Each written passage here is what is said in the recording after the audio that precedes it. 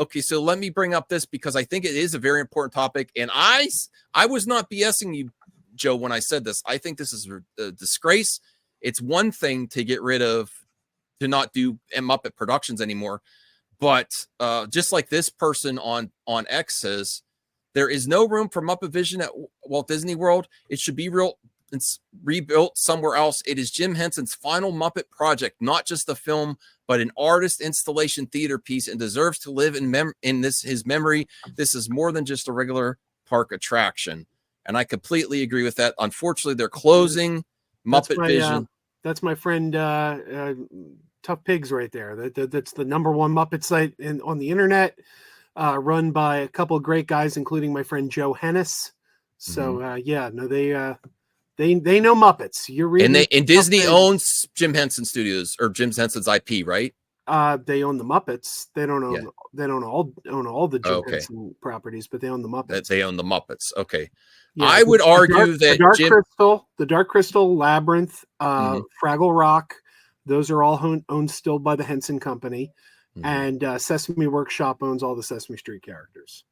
And I would argue that the Muppets I'm not taking Mickey Mouse down, but I would say they're more relevant, or just as relevant as Mickey Mouse to the history, even though Disney didn't acquire them till later. And also puppetry. This is a big blow to puppetry. And I think if I can remember, did they have actual puppets in the ride, they're animatronics? They're animatronics of Waldorf, Statler, Bean Bunny, and the Swedish Chef. And there is a walk around Sweetums who comes out into the audience. And kids loved it when I was there. I was an adult when I saw it. Kids loved it. It's a phenomenal attraction, and here is the thing that really makes this a bitter pill to swallow. Look, there's a hard truth we got to admit here. If you love theme parks, if you love like the Disney theme parks, there's a very hard truth that you have to come to live with, and that is, in order for the parks to expand and in order for new things to come in, sometimes hard decisions have to be made, and classic attractions do have to be closed because there's no room. And you have to look at, well, how many people is this attraction still drawing? You have to look at all these things. And sometimes as the fans, we see a classic attraction close and it breaks our heart. And we're like, that's a classic attraction. It shouldn't go. But these Jaws, Back to the Future at Universal. Oh, man, right. But these, by the way, Universal, unlike Disney, Universal is merciless. They don't have any sympathy. Like Disney is more apt to keep something because it's classic. Universal is just slash and burn. If it's an old IP, they'll get rid of it. But with MuppetVision, here is what is such a hard pill to swallow. This doesn't have to happen. If there was literally nowhere else in the park to put Monsterland, I think you could say, well, it's a tough decision, but this is an old IP. This isn't drawing as many people, and we have nowhere else to put this new thing. But that's not the case. This is a map of the Disney Hollywood Studios. And over here on the side, we have Animation Courtyard. And this is a big empty space that it used to be used back in the day when the Disney MGM Studios was a working production. They did actual animation on site, and you could go in and tour and watch the animators animating actual films that would come out in the theater. This has not been utilized for years. And right now, this is a meet and greet space. There's last time I was there, Joe, though, I don't know if they still did it, but that you used to be able to go and they teach you how to draw, and they had like instruction and videos, and they haven't done that in years. Oh, okay, I didn't know that. That's long gone. This is a meet and greet space. There's something there called Star Wars Launch Bay, where you can get your picture with Darth Vader and Kylo Ren and Chewbacca. Something that could easily be moved. It's a photo op space. You see the Mickey ears there at 53. They do some Disney Junior meet and greets there.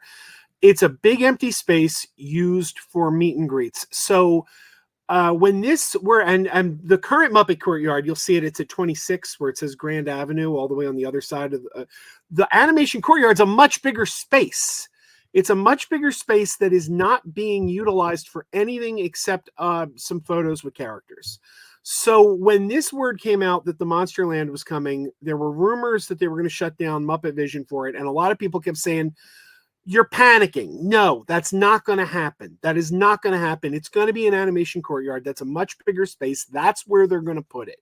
And a lot of people were saying, don't get all excited. Don't worry. Don't panic. This isn't going to happen. Animation courtyard is the logical spot to put this. And it's not what they're doing. So do you know? Disney literally could have their cake and eat it too. You could keep Muppets and have Monsterland. Your take is that they could still put this year somewhere they're not using it and still not have to close it down. You could have both. This is not a case where you have to choose to close something to build something new. Do we know this for a fact, though? How do we know they're not moving it? How do we know they're not moving it? It is like I go to that ride all the time. I go to that ride all the time. It's always full. It is a hit, and I know Disney loves it. I know they do. I think they made an announcement. Yeah, they announced today that they're going to move it somewhere else. You could go for a limited time if you still want to go before it closes. But I was saying, Joe, we don't necessarily know for a fact that they can just expand without just replacing something that's just there. I know they do expansions in the past, but I don't know what's happened with there. And not to get political with DeSantis, I don't know. There's a whole committee. I don't know if there's an expansion rule. They can't expand more, and maybe they don't want to replace the animation thing. I don't know. They're cooking something up because Universal is gonna. And honestly, if they're replacing this, they're probably going to put something else in animation. I promise. Maybe they did close it, but I promise, Joe, it'll come back. Because they're cooking. I don't think so. I don't think it will because you're talking about MuppetVision isn't just a movie where you just play the movie. There's an entire theater with animatronics. Absolutely, it would be very, very pricey to rebuild this. Now I've heard some. No, they're not going to. They're going to move it. I literally that's why I said move it. They're going to move the whole box. It's a box. I don't think it's essentially one giant box that they could move around. I think that would be very costly. I think it would. But it's Disney. I think it would be much easier to just build the new thing somewhere. And the news coming out today, all the official Disney sources, nobody is saying it's being moved. They're all saying it's closing. Yeah, Disney doesn't know where to move it to. One thing I've heard suggested is that Disney could potentially move it to Epcot because there was a 3D space located right next to the Journey into Imagination. It's where Captain EO used to play, but that would require an entire retrofitting of that theater to put in the animatronics. It would be incredibly pricey. It just seems that before you spend a dime to do anything, it makes more sense to leave what you have alone and build in a new space. And you have this space that is not being utilized. And if this goes away, I don't see it coming back. Now, here's the thing. I think it's not too late to save this. I think if Disney hears the blowback, they have time to change the plan. Part of the problem is when this first leaked to the internet, everybody was saying it's not going to happen. It's not going to happen. Monsterland is going to be an animation courtyard. So people were kind of cooling everyone down before we got too far ahead of ourselves. And it turns out the original rumors were true. So I think, look, Disney is a business. They're there to make money. And what you want to do is you want to make the people coming to your park happy. So if they hear enough blowback on this, they're going to change their plan because you're not going to piss off the consumer. I think part of the problem is they haven't heard much blowback because people kept saying, don't worry, it's not going to happen previously. And now we know it is going to happen. So I'm telling everyone, make your voice heard. Let Disney know that to stick Monsterland in Animation Courtyard, you can find a new home for those meet and greets. That's part of the plan, Joe. But that's not part of the plan. That has not been reported anywhere. Okay, Disney is so next level when it comes to their marketing. I'm telling you, they understand how much harder people go when they literally ask for something. Like they're doing almost like this test phase where they're letting people call it out so they feel more in touch when they make the announcement. Oh, due to fan demand, we're bringing it back. But it's always been a plan. That's become part of their marketing. Potentially, Perp. I mean, that's an angle. That's something that's happened. To be fair, I mean, I don't heard some things of how they work with. I don't want to call back to. I came in late on a previous conversation, but sure, talking about the reporting, we were just talking about on the press story. About You're the reporting. absolutely right, and But you're this good is to not call me what's out on being that. reported. Yeah, you're right. You're right. Perp, No, I that would shut me say up, that shut me up. That's true. in my opinion and That's true. feelings based on this situation too. I I'm going know. to use those. I just Is no. I'm actually going to use those. Is there's a track record in history of the industry, although they reward the current arts, not respecting the legacies that got them there and forgotten arts. And only recently there's been a resurgence. Horror's been the best genre to do this of practical effects, but practical effects are coming back more.